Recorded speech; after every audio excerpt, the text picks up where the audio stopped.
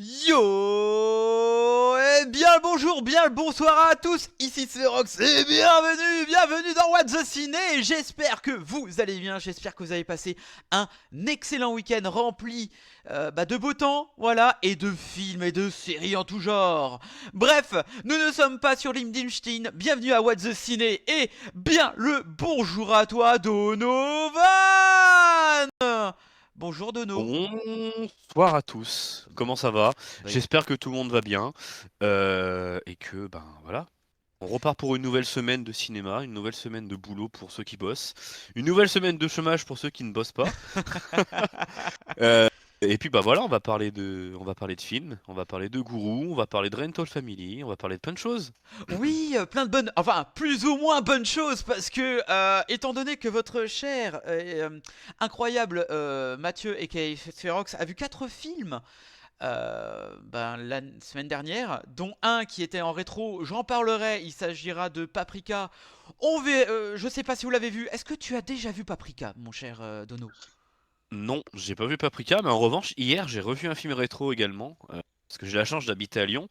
À Lyon, il y a l'Institut Lumière et plusieurs fois par an, ils font des cycles sur des acteurs ou des réalisateurs. Et hier, c'était au tour de Pulp Fiction, donc je me suis allé revoir Pulp Fiction au cinéma. Donc c'était vachement bien. Waouh, j'avoue, je suis un peu... Je suis... Ok, je suis jaloux. Très très bien. Bref, bref, ce soir, dans le main event, on parlera de Pierre Le Ninet, on parlera de Gourou, on parlera de Bézanville. Alors ça fait très bizarre quand on superpose On les va deux vous phrases comme expliquer ce ça. que c'est. On Voilà. va vous expliquer ce qu'est un Bézanville. Ça n'a rien à voir avec le sexe, quoique, quoique. Quoique. Ensuite, on parlera de Rental Family, le dernier film avec comment il Brendan s'appelle? Fraser. Brendan Fraser, j'ai toujours du mal avec ça, mais enfin bref, voilà. Et ensuite, je vous parlerai de films événements, un autre film événement de la bande à Fifi, Marsupilami. Ah. Voilà, je vous en parlerai. Je retarde l'échéance, mais bon, je pense qu'il va falloir que j'aille le voir quand même au bout d'un moment. J'ai un peu Feu- la flemme, hein, j'avoue. Elle a flemme, elle a flemme. Quoique après, il y a quand même de bonnes. Mais j'en parlerai. Hello, ma chère Beetlesaurus. Il est poète, ça n'a aucun sens. Bonsoir, il a changé, ouais. John a récupéré ses cheveux. Oui. Euh, Petit tour en Turquie, tranquille. voilà, exactement. Des bisous, John. J'essaierai. J'espère qu'il reviendra avant fin février ou mars. On verra bien. Mais j'espère. Voilà, je te fais des bisous, John. Tout nous manque. Voilà. Il n'y a aucune obligation à aller voir des films. Alors, si, faut voir des films. C'est intéressant, surtout que là, cette semaine sort pas mal de films plus ou moins attendus. Genre The Other Choice, The Goat, Hurlevent. Il y avait quoi d'autre aussi? Je sais plus, mais il y a quand même 4 sorties plutôt attendues. Je vais pas dire s'ils sont bien, mais en tout cas, j'entends. No Other Choice, No Other Choice, Ouais. franchement, j'ai vraiment très hâte de le voir, hein. Donc on en reparlera certainement dans 2 semaines. Voilà, j'ai hâte. Et je vous parlerai d'un film de Sam Raimi que j'ai vu en avant-première avec Beetlejuice, Sound Help, qui était, spoiler alert, pas mal divertissant. Voilà, il y en a même une qui était de la salle qui l'a trouvé tellement divertissant que qu'elle est sortie de la salle parce que elle aimait pas le vomi. Voilà. Voilà. Bref, on parlera et je garde le meilleur pour, je l'espère, dans 2 semaines.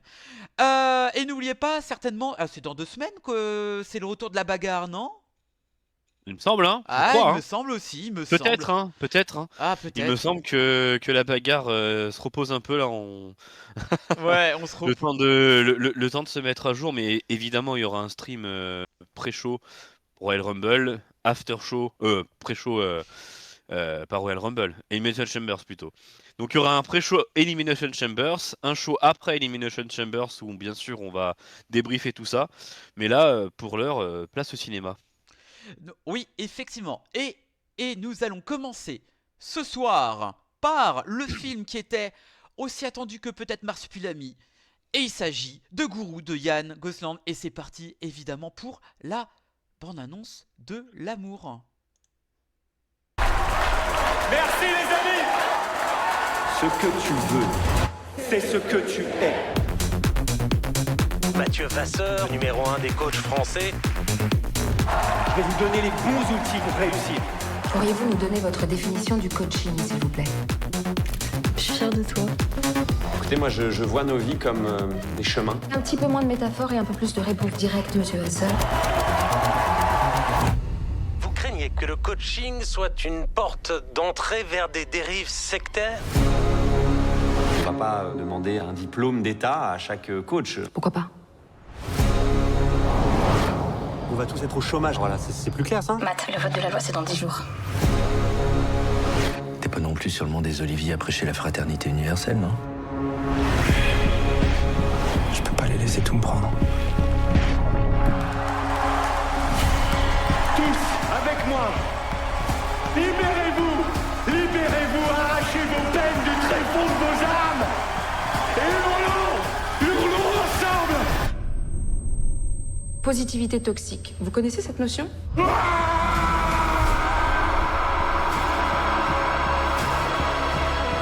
Je te reconnais plus.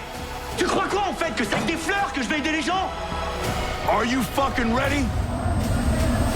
Ce que tu veux, c'est ce que tu es. Ce que tu veux, c'est ce que tu es.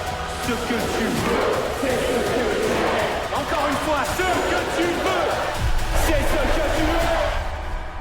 Matt, qu'est-ce que t'as fait?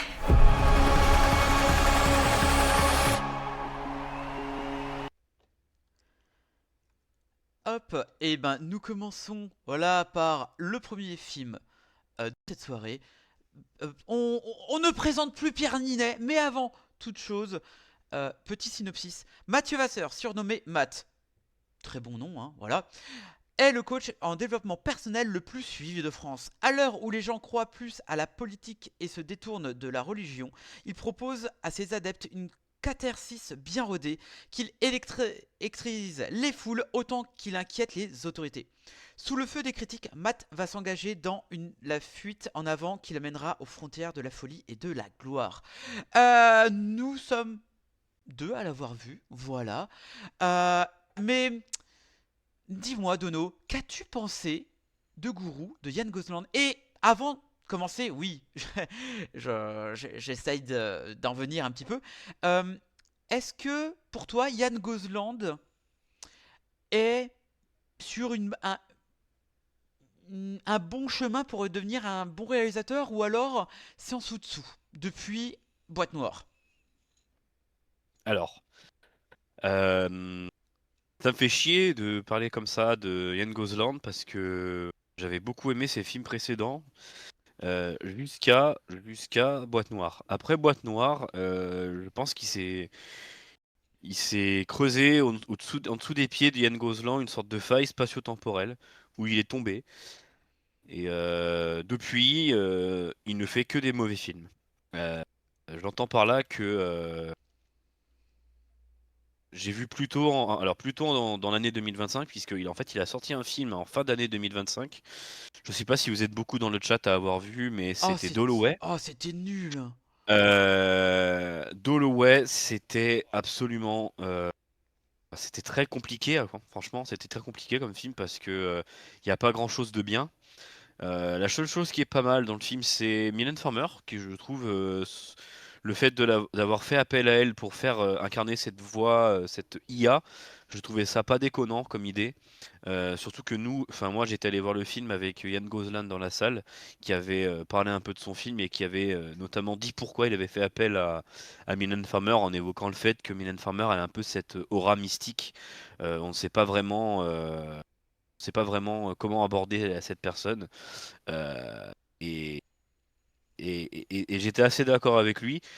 La seule chose où j'étais d'accord avec lui, parce que le film c'était vraiment tout ce C'était qu'il ne nul. faut pas faire pour parler d'IA, quoi. Ouais.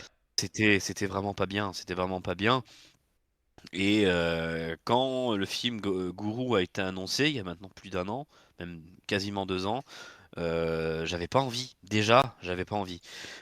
Parce que voilà, c'est vraiment pas bien. Il a fait un film aussi qui s'appelle Vision, qui était ni fait ni à faire. Et voilà, c'est vrai que depuis Boîte Noire, c'est très compliqué pour Ryan Gosling de refaire des bons films. En fait, il a vraiment beaucoup, beaucoup de mal à terminer ses films. Je m'explique. Pour moi, le récit d'Ian Gosling, il tient la route jusqu'à la fin où tout s'écroule. Tout s'écroule parce que tout ce qu'il raconte, ça n'a plus aucun intérêt. Et puis surtout, on a l'impression que c'est vraiment un boomer, quoi.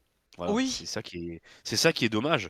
C'est que vraiment, c'est un boomer et pourtant il est pas si vieux, hein, il a même pas la cinquantaine. Donc on pourrait se dire que voilà, avec une vision qu'il a cinquantenaire, il pourrait avoir une vision beaucoup plus moderne de notre siècle et de cette année 2026. Et, euh, et donc, quand Guru est arrivé, j'avais très peur parce que j'ai vu beaucoup d'amis à moi, notamment Matt, qui est allé le voir avant moi et qui m'a clairement dit de ne pas y aller. Mais j'y suis allé. ah, J'y suis allé parce que voilà, je me suis dit bon, moi j'aime bien Pierre Ninet, hein, franchement, oui. c'est un acteur que j'aime beaucoup, qui a fait des bons films, mais qui ces derniers temps, pareil, est un peu le syndrome de Yann Gosling, qui peine à faire des bons films, hein. Le dernier film qu'il a fait, Monte c'est Le Cristo. Comte de Monte Cristo, et depuis il n'avait pas fait de film. Mais je ne sais pas où est-ce qu'il va avec sa carrière. Il a monté sa boîte de production 90 Films. Mais franchement, moi, j'ai vraiment pas aimé, hein. Je suis presque là à me dire que c'est peut-être l'un des pires films de Pierre Ninet que j'ai vu, hein. Pour ma part, je vais te rejoindre sur le fait que Yann Gozlan, depuis Boîte Noire, oui, effectivement, c'était en 2021, donc ça fait 5 ans que Boîte Noire est sorti, voire même 2022, je sais plus. Mais enfin bref, ça résume Boîte Noire, à Boîte Noire, je crois qu'il a même quasiment 6 ans, hein. euh, bah, c'est pas possible. 2021, 5 ans, je crois, 5 ans. 5 ans, ouais, de 2021. Et le Ouais. problème, c'est que depuis Boîte Noire, euh, il n'a pas fait de bons films. Il ne sait pas traiter un sujet. Alors, on peut effectivement lui tirer son chapeau, notre chapeau, sur le fait que quand il fait un thriller, bah on s'emmerde pas en fait. Tout Oui, ce qui est du oui. rythme, il sait y faire. Ok, le boomer sait y faire, hein. Mais j'ai l'impression que Yann Gosland, on va dire, on va le mettre une métaphore politique, c'est un peu le mec qui a une vingtaine d'années ou qui vient d'avoir 18 ans et qui vote Zemmour. Voilà, il dit ah je comprends toi la politique, je vote Zemmour.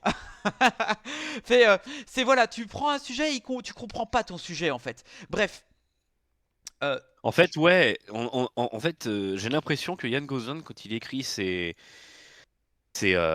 scénarios, alors je crois qu'il est au scénario de pas mal de ses films, euh, et ben, il a l'impression d'être malin, il a l'impression d'avoir un point de vue qui diffère, alors qu'en fait, son point de vue, il est juste soit pas original, soit il est nauséabond, soit il est osef. Et dans tous les cas, ça donne pas un bon film. Donc ça, c'est un peu dommage. oui, et le truc c'est qu'on pourra dire dans Guru, en fait Guru, ça, alors, j'avais pas j'étais pas trop hypé pour le voir, honnêtement, ça me Non, disait moi pas non trop. plus. Je Moi non voyais plus. tellement pas Pierre Ninet en Guru. Physiquement ça passe pas. Alors c'est peut-être que pour moi, hein, moi je le trouve trop. C'est pas ça le physique. Côté orateur, pourquoi pas, tu vois, mais ça passe pas. Il manque du charisme pour qu'il soit un gourou. Et pour revenir au titre gourou, euh, c'est pas un gourou. On n'en parle pas de gourou en fait. C'est un Ouais. coach en développement personnel. Et l'aspect gourou, coach développement personnel et le côté sectaire, on n'en voit que très peu dedans. Ouais, c'est triste, hein. Ouais, ouais. Bah, c'est triste, mais moi, je pensais que le sujet allait être traité de façon un peu plus, comment dire, un peu plus. En fait, il prend des gros sabots. Il n'y a pas de finesse dans le film, et c'est ça qui est dommage. C'est que c'est très gros sabots, c'est très Doc Martin dans ta face, quoi. Et c'est dommage parce ils auraient pu faire quelque chose de plus agréable à regarder déjà, premièrement, parce que, alors bon, l'image elle est pas désagréable, hein, il y a des très beaux plans, il y a des choses sympas à l'intérieur, mais c'est vraiment le propos du film qui est pour moi complètement rien à foutre, quoi. Et moi, alors en termes de notation, s'il fallait le noter, moi je crois que je mettrais 4 voire 5 grand Ah, sur maximum 10. sur 10. Ok, sur Ouais, 10. sur Ouais. 10. Sur 10. Parce que voilà, il n'y a pas de. Je mettrais 5 peut-être parce que voilà, il y a de belles images, mais c'est tout quoi. Voilà. Alors C'est oui, pas. oui, c'est bien beau, mais alors les images et tout, mais en fait le Yann Gozlan, le problème c'est que le niveau de ce qu'il nous propose, ce qu'il nous vend déjà dans la bande-annonce et ce qu'il veut nous raconter, ça fait plouf à un moment donné, et t'as l'impression de voir vraiment, en fait, quand tu vois Guru, t'as envie de voir.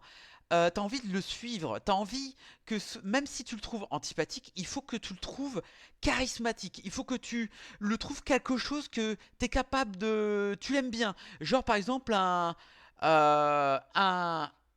genre je vais encore, je dis le nom Thanos. Thanos est un psychopathe. Thanos a du charisme, a les machins. Enfin, il a du background, on sent, il a quelque chose. Bon, je, je mets en parallèle Pierre Ninet et Thanos, mais je veux dire dans une efficacité de personnage à détester, mais à comprendre. Là, Pierre Ninet, ça marche pas. On suit un trou de balle qui, en fait, bah, ne va pas évoluer. Il va même descendre dans les néandres des enfers pour devenir encore un énorme connard, pour se faire même manipuler par quelqu'un d'autre. Et cette manipulation, mais c'est nul. C'est tellement mal branlé. Alors tu le vois un peu. Je dis mais ça arrive comme un cheveu sur la soupe. Et le truc, c'est que à un moment donné, on va parler de cette fameuse séquence, mon cher. On va parler de cette fameuse séquence qui dure plus de 5 minutes. On en parle de la séquence avec Cyril Hanouna sur le plateau de TPMP. Bah, pas le choix, hein. Oh, ça fait mal, hein. Ça fait très très mal. Pas le choix. Moi, franchement, ça. Déjà que j'étais pas trop dans le film, ça a vraiment contribué au fait que je sois plus du tout dans le film. Et ça m'a saoulé, quoi. Enfin, je me suis dit, bon, allez, ok. Qu'est-ce que tu veux montrer avec ton film, en fait? Qu'est-ce que tu allé faire Enfin, je sais pas. Je comprends pas à quoi ça sert, en fait, cette séquence. Alors, moi, je me suis dit, putain, ils sont cons. Mais alors, j'ai trouvé sur l'aspect intéressant. J'ai trouvé intéressant qu'on le mette sur un plateau de télévision qui existe déjà ou qui existait déjà. Problème, c'est que quand on... Je me rappelle la tête des spectateurs et l'essoufflement des spectateurs quand ils ont vu TPMP et Hanouna en 4K en face to face. Je t'assure. Waouh. Alors, je comprends le truc, c'est que en fait TPM, ça veut faire en gros, oui, TPMP, ils veulent du buzz et pour avoir du buzz, ils seraient capables d'inviter le pire du pire. Sauf que on est déjà au courant.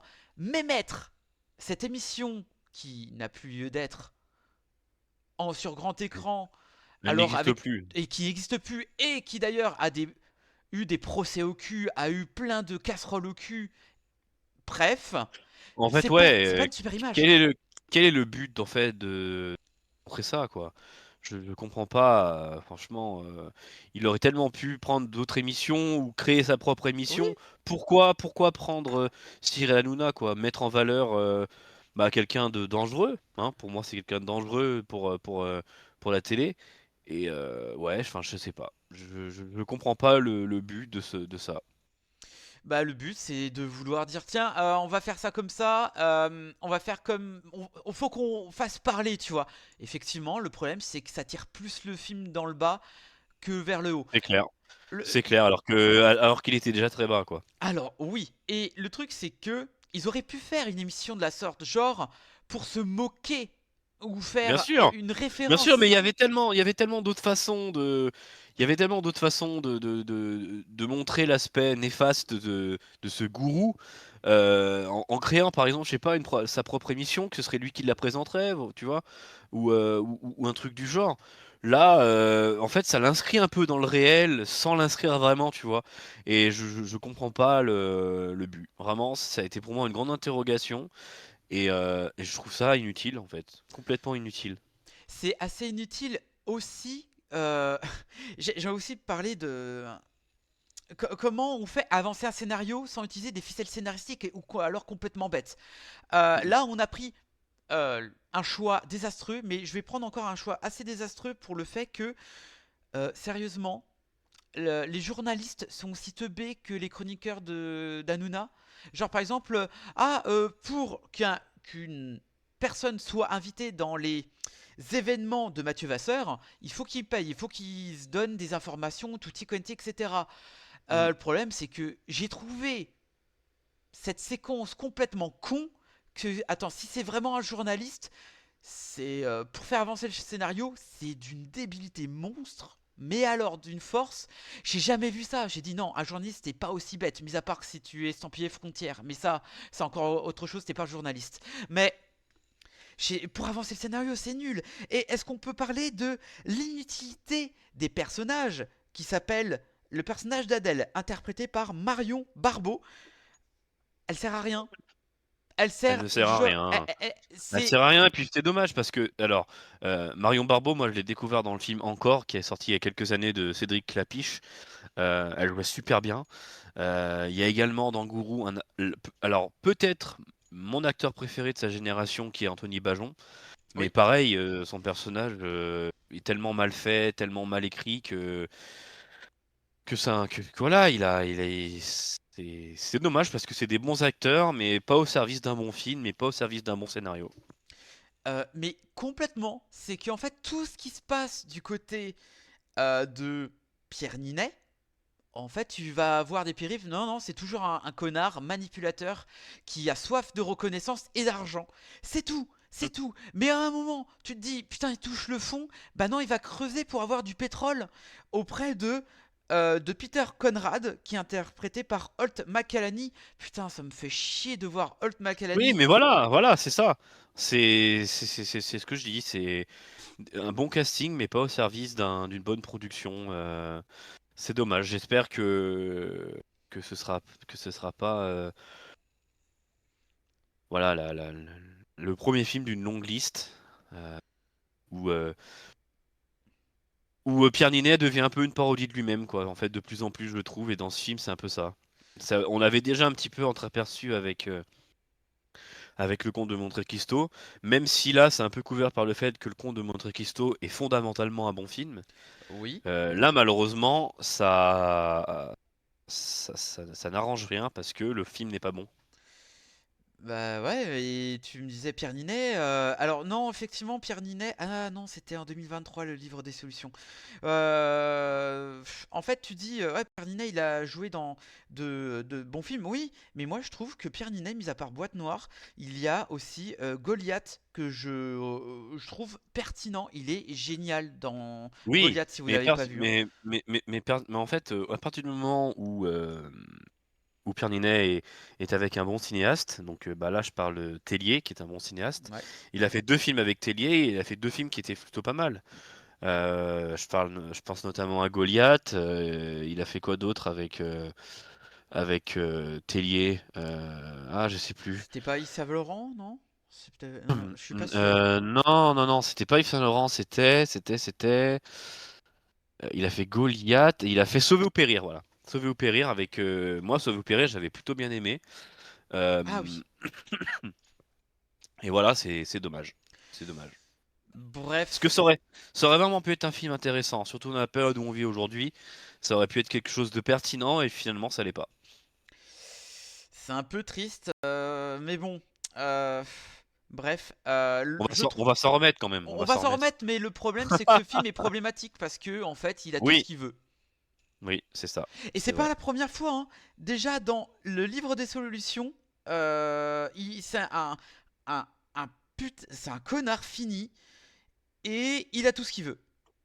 C'est vrai. Et je déteste ce film. Vraiment, Pierre Ninet, alors c'est cool hein, ce que tu fais comme œuvre, hein, mais euh, choisis bien tes films. S'il te plaît, s'il te plaît. Fais mieux. Enfin bref, on va passer à un autre film que mon cher Dono a vu et je n'ai pas vu parce Oui, que c'était assez compliqué d'aller le voir. oui, Et il va s'agir d'un autre film français. Déjà, on va faire que des films français pratiquement. oui. Aujourd'hui, oui, c'est vrai. De C'est assez rare Bézanville. pour le. D'ailleurs, j'en ai pas parlé tout à l'heure avec toi, Spherox, mais peut-être qu'à la fin, j'aimerais vous conseiller un film que j'ai déjà vu 2 fois. Ouais. Et donc j'en parlerai tout à l'heure. Ok. Et ben, on va essayer de retenir, mais oui, ça marche. Bon, c'est parti pour la bonne annonce de Baise en ville. J'ai trouvé un taf cette nuit. Bah bravo. Bah c'est super, le travail c'est super. Quand je suis arrivée sur Paris, j'habitais Mantes-la-Jolie. À chaque fois, je ratais le dernier train. Et un jour, je me suis acheté ce petit Baise en ville. Et tous les jeudis, j'allais dans un bar et j'essayais de faire des rencontres. Et puis, je m'arrangeais pour dormir sur Paris. Bon, bah moi j'y vais. Putain, le baise en ville, c'est revenu à la mode. Ça, c'est du baise en ville. Ouais. Tiens, donne-moi ça. Oh. Essaye. Mais nickel, mais ça te va trop bien. Ouais. Mais méga beau gosse, ça me fait trop plaisir, c'est cadeau. Qu'est-ce que j'ai pu baiser grâce à ça? Ouais, je crois que je préfère pas savoir. Non, mais tu préfères pas savoir, mais c'est comme ça que t'es né. Taf là, baise là. Et bah, ça a été très rapide. Hop, je vais. Ah, rendre ta famille. Hop, hop, hop, comment ça, j'ai pas. Ah, bah voilà. Alors, on vous voit, on nous voit pas, c'est normal. Hop, je cherche juste le petit synopsis. Hop. Je le laisse si tu veux, je peux le lire. Ah, bah écoute, dis-moi tout. Dis-nous le synopsis, mon cher. Oui, alors déjà, Baise en ville, avant de vous lire le synopsis, c'est un film de Martin Jova qui est un jeune réalisateur, il a seulement 30, enfin il aura 31 ans cette année. Et donc en ce qui concerne le synopsis, c'est le suivant. Quand sa mère menace de le virer du pavillon familial s'il ne bouge pas ses fesses, Sprite se retrouve coincé dans un paradoxe. Il doit passer son permis pour trouver un taf, mais il a besoin d'un taf pour payer son permis. Heureusement, Marie-Charlotte, sa monitrice d'auto-école, est prête à tout pour l'aider, même à lui prêter son baise en ville. Mais c'est quoi au fait un baise en ville? Voilà pour ce qui est du synopsis du coup. Et donc pour répondre à cette question, un baise en ville, c'est un petit sac à dos. Voilà, que peut-être vos parents portaient quand ils étaient plus jeunes. En tout cas, Baise en ville, c'est vraiment l'une des meilleures comédies que j'ai vues ces 2-3 dernières années. C'est vraiment très bien. Au service d'une belle mise en scène, voilà, ils se sont bien embêtés la vie à faire des beaux plans, à faire des belles choses, avec des super acteurs. Franchement, moi, il n'y a que des acteurs que j'aime énormément dedans. À commencer par Martin Jova, qui, en plus de réaliser le film, joue le rôle principal, donc ça, c'est jamais facile. Je tiens à le préciser. Emmanuel Berco, qui revient dans un rôle comique après avoir joué dans L'Esprit Coubertin. On a également William Beckbill. Voilà, on a vraiment des super acteurs dans ce film. Qui ne paye pas de mine au premiers abords. L'affiche donne pas forcément envie, mais je vous encourage vivement à aller voir ce film. Vous allez passer un super moment. Le film dure 1h30, donc c'est très court. Et vous allez rigoler pendant 1h30. C'est vraiment très bien. Est-ce que ça serait pas un peu la surprise de ce début d'année? Alors, en ce qui me concerne, c'est pas une surprise parce que je connaissais un petit peu le travail de Martin Jova, qui a sorti il y a 2 ans ou 3 ans un film qui s'appelle Grand Paris, qui est pareil, une très bonne comédie, mais qui souffrait un petit peu d'un manque de budget, surtout vers la fin du film où on voit clairement que le budget était pas suffisant, notamment sur les nombreux fonds verts qu'il y a à la fin. Bon, ça c'est un petit peu dommage, mais par contre on boude pas à notre plaisir parce que voilà, le film est pas très long, il dure même pas 1h30 pour le coup, et pareil, il y a une intention de bien faire, il y a une intention de faire du cinéma, c'est drôle, il y a des bons acteurs également, il y a toujours William Lake Bill par exemple qui joue déjà dans Grand Paris. Donc voilà, si vous voulez découvrir un nouveau cinéma, mais toujours drôle, je vous conseille Baise en ville. Bon, Et ça pourrait être pour vous une surprise une nouvelle découverte en 2026 pour vous. après, alors moi, j'aurais aimé le voir. Le problème, c'est que dans mes 3 cinémas où je vais, que ça soit Olympia, Darcy ou les pâtés, et ben il y est pas. Et je trouve que la distribution de Baise en ville, c'est une catastrophe. C'est Oui, mais moi, personnellement, ça ne m'étonne pas puisque c'est un petit film. Donc il a été exploité sur les 2-3 premières semaines de sa sortie et puis après c'était fini quoi. Moi, j'ai eu la chance de le voir en avant-première, donc voilà. Mais là, je sais que si j'ai envie d'aller le revoir, c'est pas possible, il y est déjà plus. ah, tristesse. Enfin, Ouais. enfin bref, c'est une critique très objective et positive de notre ami Dono sur Bézanville. Nous vous conseillons, il vous conseille d'aller le voir, d'aller voir le film. Hein, ça peut être toujours Oui. intéressant. Bézanville, je trouve que c'est un peu excluant pour ceux qui le font à la campagne. Oh putain, c'est nul. Oh putain, c'est nul. Bah Non, écoute, moi j'aime bien, j'aime bien. Je Oh, trouve je trouve que la blague fait mouche parce que c'est très drôle. Et je suis d'accord avec toi, Pawa. Je suis d'accord. bah oui, mais des fois pour. Mais par contre, va voir le film Pawa. Vraiment, il est bien. je Je te le conseille. pense que si tu vas pas que en campagne, va en ville pour le voir. Voilà. Bref.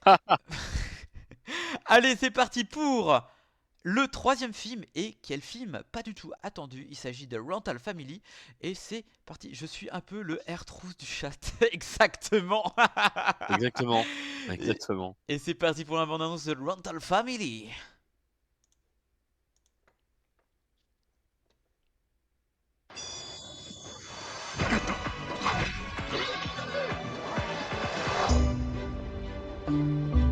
Le marché n'est plus le même ici. C'est la moitié du tarif, le double du travail.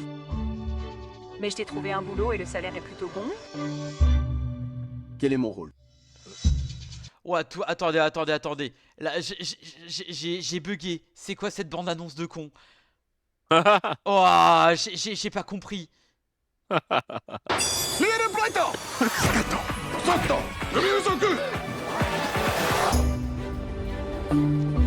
The market here isn't the same anymore. It's half the rate, twice the work. But I got you a gig and the pay is actually pretty good. What's my part? So, what do you think we do here? We sell emotion. How? We play roles in clients' lives. Parents, siblings, boyfriends, girlfriends, best friends, and help them connect to what's missing. I'm just an actor. I don't know how to help people. What I'm offering here is a chance to play roles with real meaning. What do you need me for? We need a token white guy. This girl needs a father. Hi, Mia. I'm your father. I'm your father. Hello, Mia. I'm your father. I hate you. She hates me. It's what being a parent is. You could live in this country for 100 years, and there will still be things you won't understand. Why do you do this? Sometimes the story we tell ourselves becomes the truth. To her parents, you are her husband. These people look at you like they've been waiting for you their whole lives.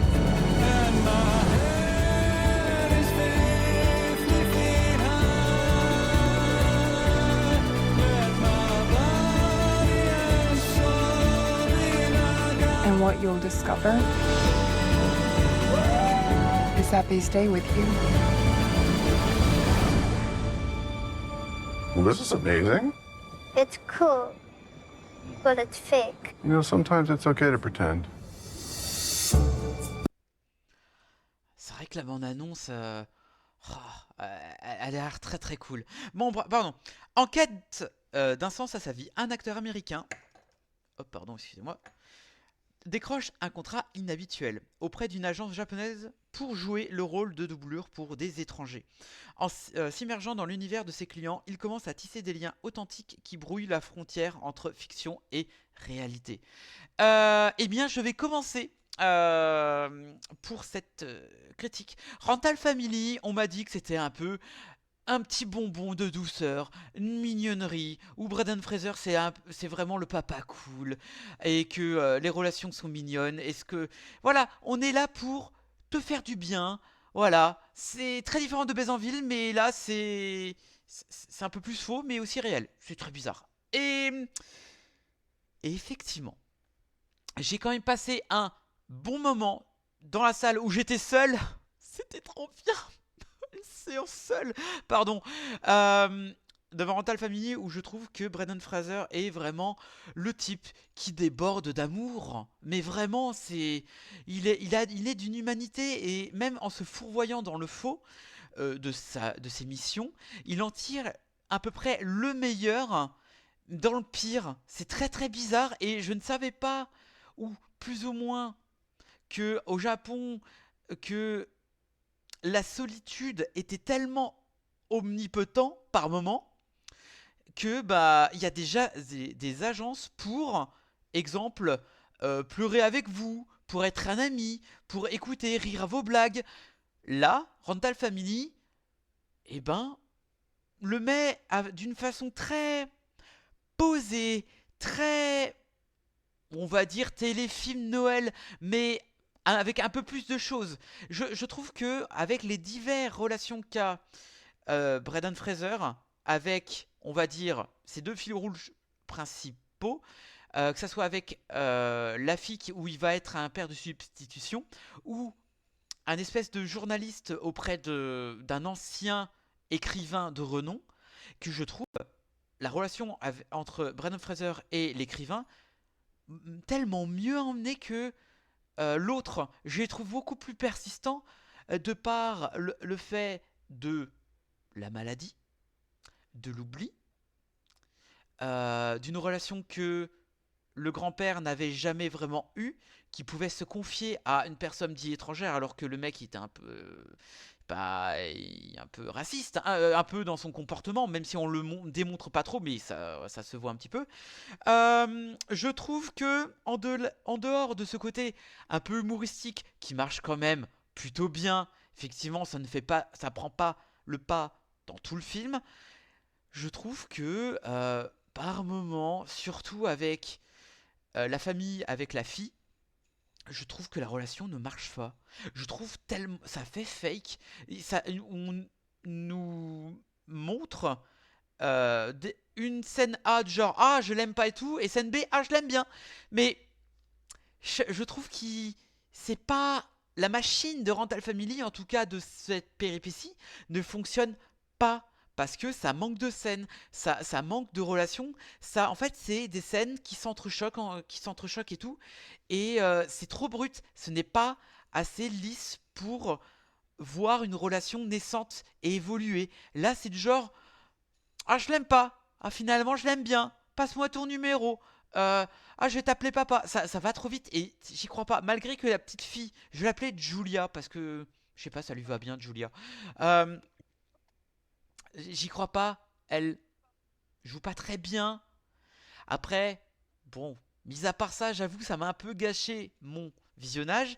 Mais heureusement qu'il y a eu cette relation avec l'écrivain.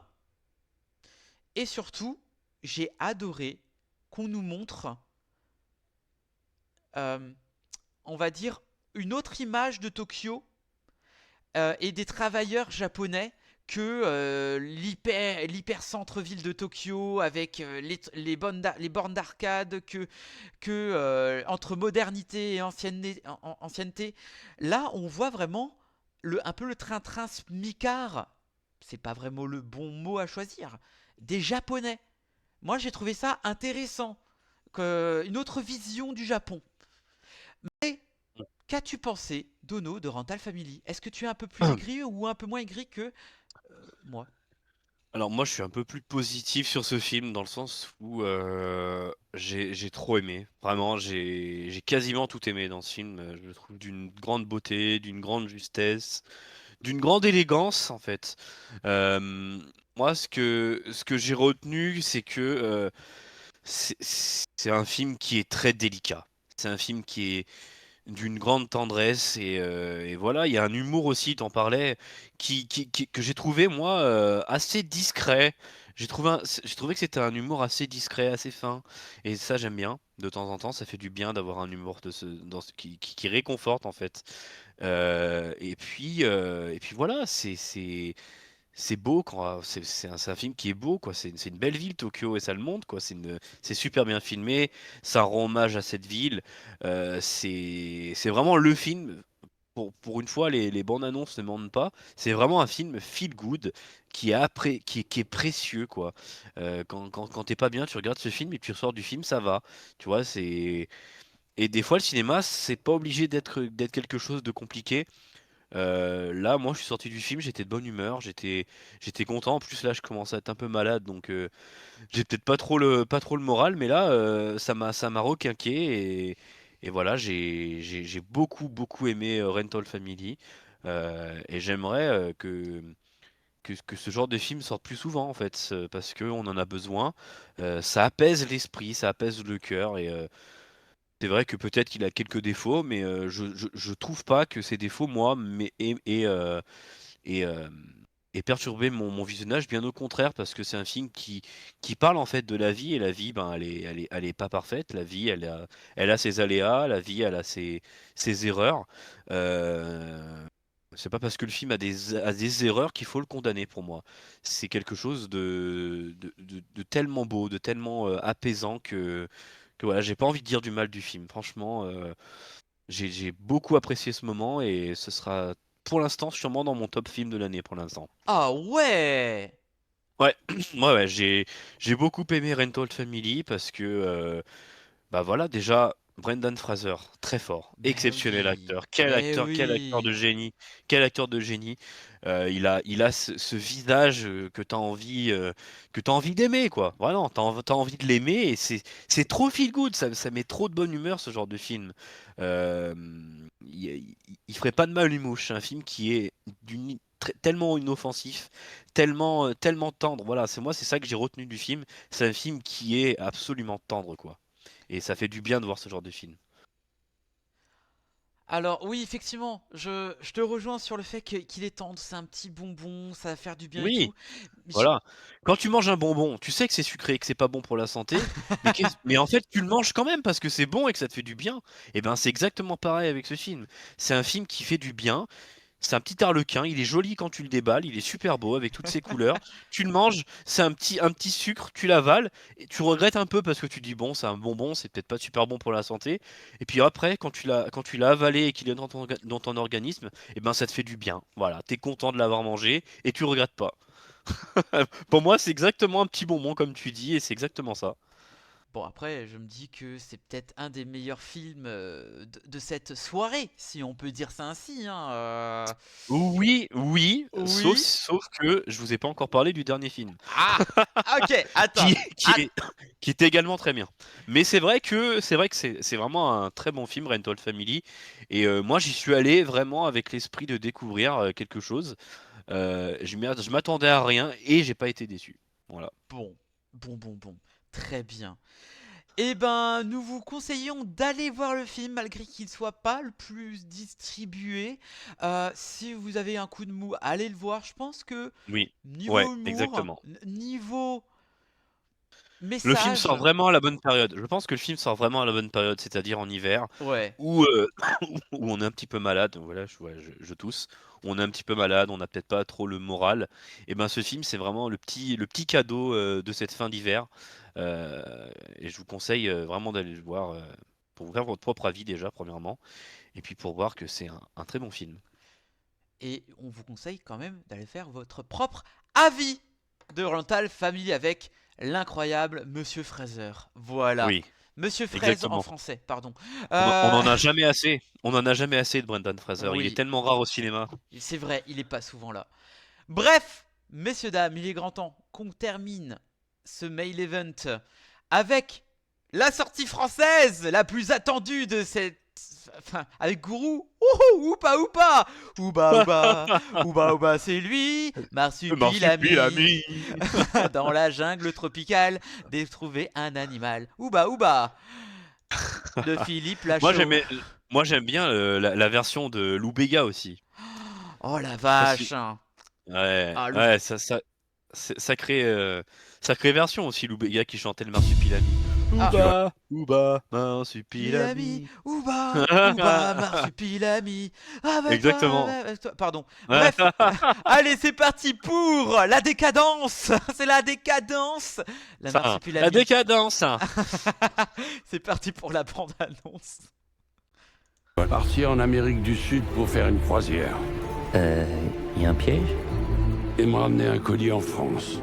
Il y a moins de contrôle en bateau qu'en avion. Il y avait un piège. Il y a 3 règles.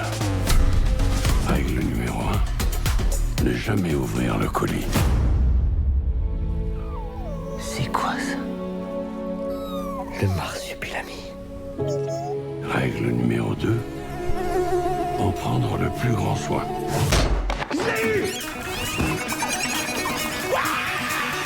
Règle numéro 3. Être le plus discret possible. Hola, ¿qué tal? Et tu y vas avec ta femme et ton fils. Vous passerez plus incognito.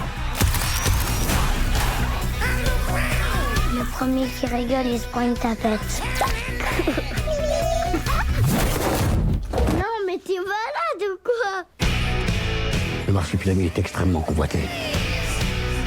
On est à la recherche d'un animal jaune, à tache noire. Si quelqu'un a des infos sur cet animal, qu'il lève la main. Oh! C'est pas moi!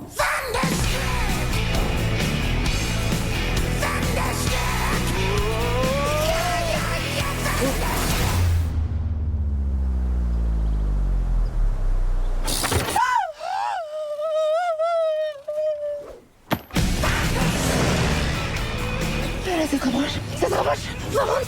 Aidez-moi, je suis coincé. Allez, c'est bon la connerie, on arrête. Ah mon dieu, là je suis en train de revivre la guerre du Vietnam, c'est terrible, c'est terrible.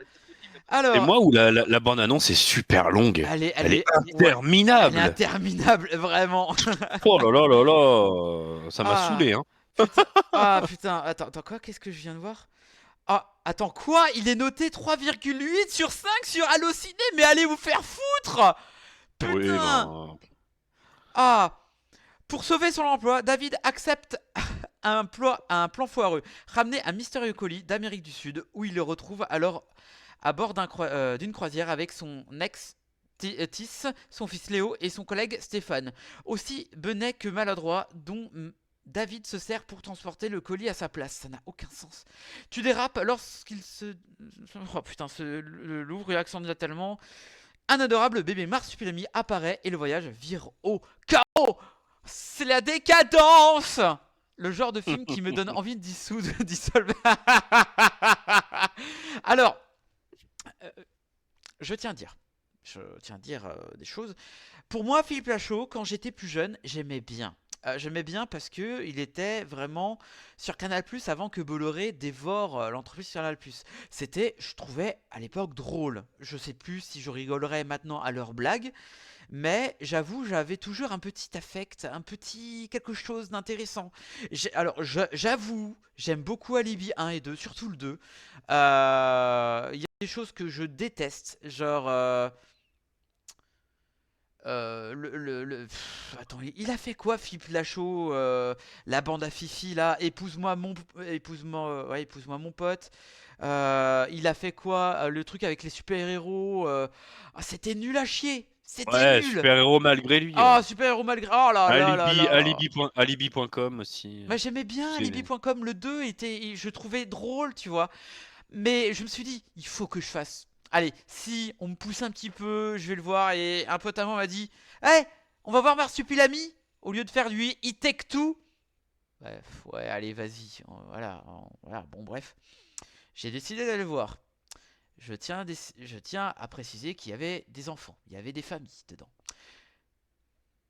Alors, sans vous cacher que Marsupilami, ce n'est pas un film familial. Ce n'est pas un film où tu emmènes ton enfant voir Philippe Lachaud faire des blagues sur le sexe, sur le cul avec Marsupilami. Ça parle de bites, ça parle de chatte, ça parle de...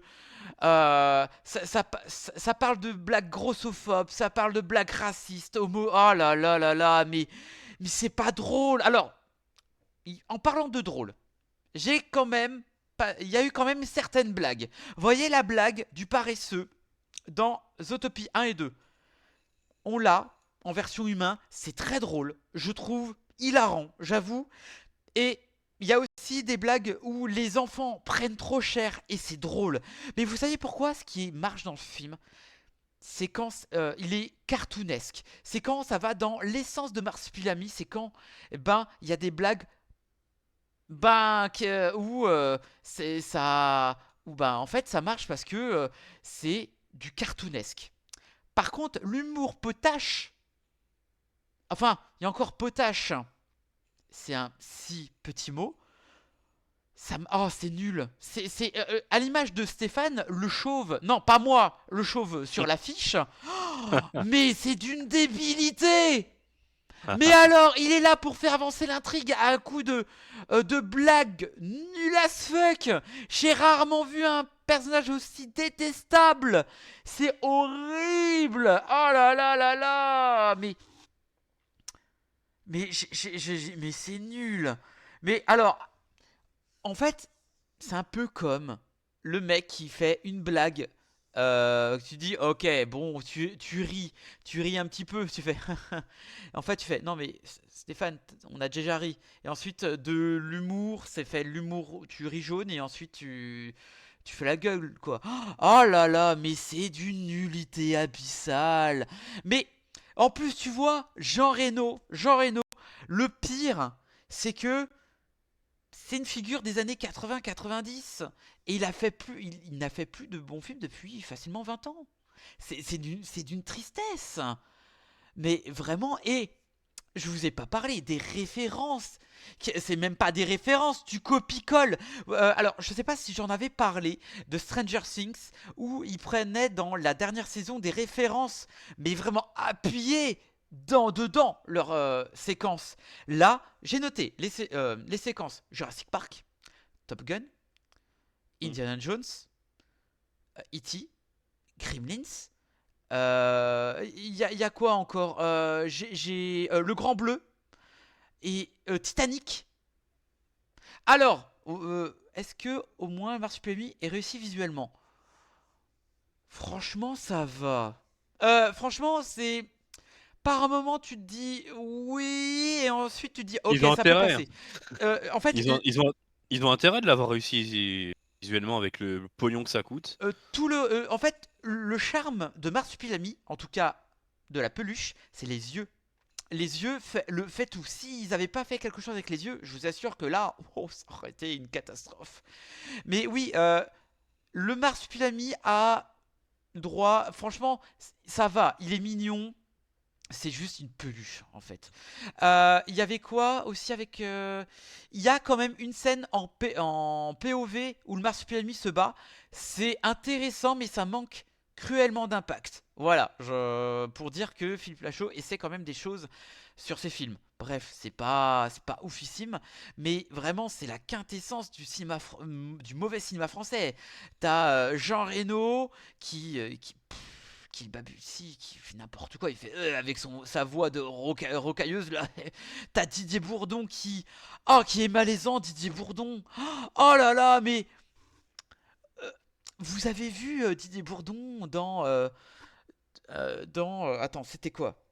Pas non, dans les trucs de famille là, Dieu, dans la trilogie de Dieu, ma famille, enfin bref voilà.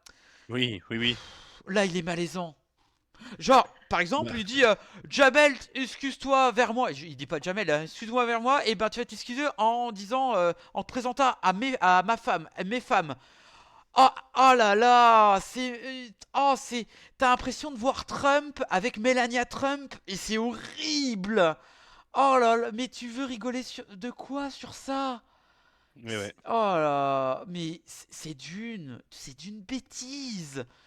J'ai rarement vu ça, mais le fait que, en fait, quand vous voyez que un film est mauvais, c'est que ça reprend les mêmes personnages dans les mêmes rôles. Tu vois la bande à Fifi, tu les revois pas dans les autres films. Ouais, Est-ce que non, vous, mais oui. sauf évidemment Jamel Debbouze, mais il était connu avant, mais depuis Mais 2010, il fait pas partie de la bande à Fifi. il fait pas partie de la bande à Fifi. Mais là, putain, ça me fait chier de vous dire que c'est la suite de Sur la piste du Marsupilami d'Alain Chabat. Moi personnellement, la piste du Marsupilami, je pense que c'est peut-être l'un des plus mauvais films d'Alain Chabat. Oui. Je l'ai pas tant aimé que ça. Donc quand le Marsupilami s'est présenté à la presse et on a eu la date de sortie, j'étais pas particulièrement hypé par ça. Voilà. C'était assez compliqué. Enfin bref, voilà, j'avais un peu d'espoir parce que je me suis dit, voilà, c'est que des la bande-annonce du potage, du sexe. Mais waouh, on vous vend un millésime, enfin un millésime, avec toute la pub qu'il y a, et tu te retrouves avec la villageoise. Vraiment, c'est terrible, c'est terrible. Allez pas voir ce film. Vraiment, pour le peu qu'il soit drôle, mieux vaut qu'il fasse des sketchs à la Palma Show que plutôt faire un long film. Putain, en plus, ça s'est pas joué. Ça s'est pas joué. Ouais.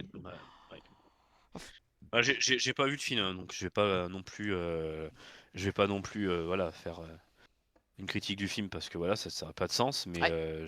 sachez que j'ai pas envie de le voir. Enfin, bah, tu fais bien de le voir.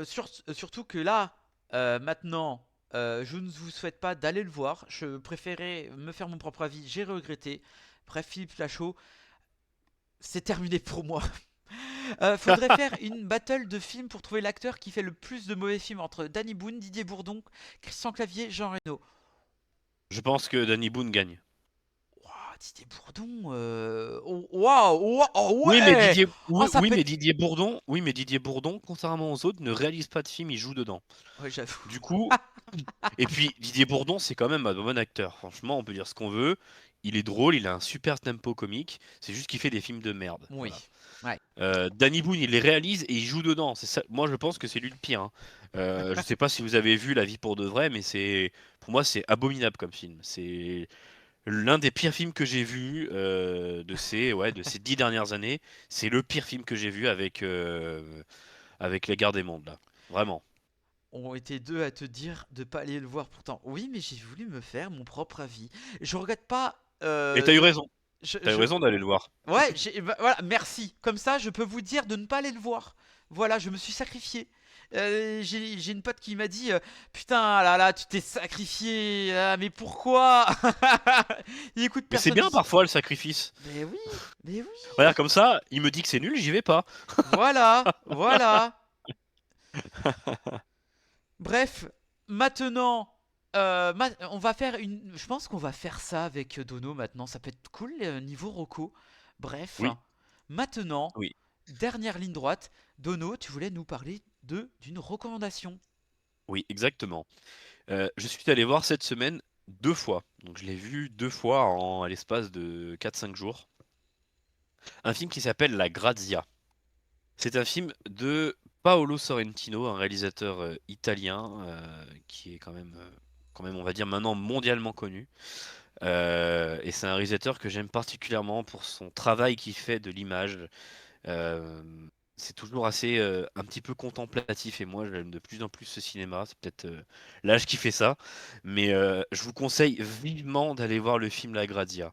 Vraiment, c'est un superbe film. Donc La Grazia en français, c'est La Grâce, et le postulat de départ, c'est les derniers jours, les derniers 6 mois, on va dire, d'un président de la République. Président de la République d'Italie, qui entame donc ses 6 derniers mois à la tête du pays. Et comme son nom l'indique, il a donc le choix de gracier des prisonniers, puisque c'est la coutume là-bas en Italie. Ils peuvent gracier des prisonniers à la fin de leur mandat. Euh, donc pendant tout le long du film, on va se demander s'il va granter la grâce. Donc c'est un problème entre sa confiance et lui-même, sachant que sa vice-présidente est également sa fille. Le presse d'innocenter ou pas ces deux prisonniers. Et il y a également une loi sur l'euthanasie qui est en passe d'être votée. Il ne faut plus que le président vote en faveur de cette voie-là. Donc il y a pas mal de choses, il y a des dilemmes humains, il y a des choix à faire, il y a des choix moraux, voilà, vraiment plein de choses sous fond de comédie, puisque le film est quand même très drôle, surtout au début. Il y a quand même beaucoup de bonnes répliques, et il y a surtout des acteurs excellents. Et je pense notamment à l'acteur principal du film de La Grazia, donc réalisé par ce bon vieux Paolo Sorrentino. Donc le Paolo Sorrentino, il a toujours cet acteur dans ces films, c'est Tony Servillo. Et Tony Servillo, si vous ne le connaissez pas, c'est un immense acteur, surtout dans ce film-là. Il a d'ailleurs gagné un prix en Italie pour son rôle dans ce film. Donc voilà, si ça vous intéresse, si vous aimez la langue italienne, allez voir ce film. C'est vraiment un film doté de très belles images, comme toujours avec Paolo Sorrentino, avec un très beau synopsis. Donc allez-y. Eh bien, de mon côté, je vais vous parler d'autres choses de culturel. Alors, je me suis mise à la page il y a longtemps et j'ai fini la série il y a pas si longtemps avec Beetlejuice qui m'a montré.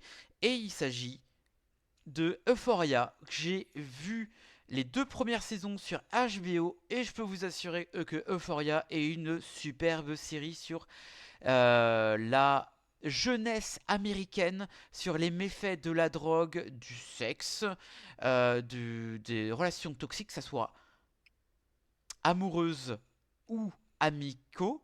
J'ai trouvé pertinent que ça soit tous les acteurs et actrices, et je vois vraiment maintenant pourquoi Jacob Elordi, cette connasse de Sydney Sweeney et de Zendaya, non je mets pas Zendaya dans le même panier, mais Zendaya, enfin les trois trios, ce trio d'acteurs et d'actrices est excellent et excelle dans leur métier. Enfin, sauf Sydney Sweeney dans La Femme des Neiges, mais ça, bref.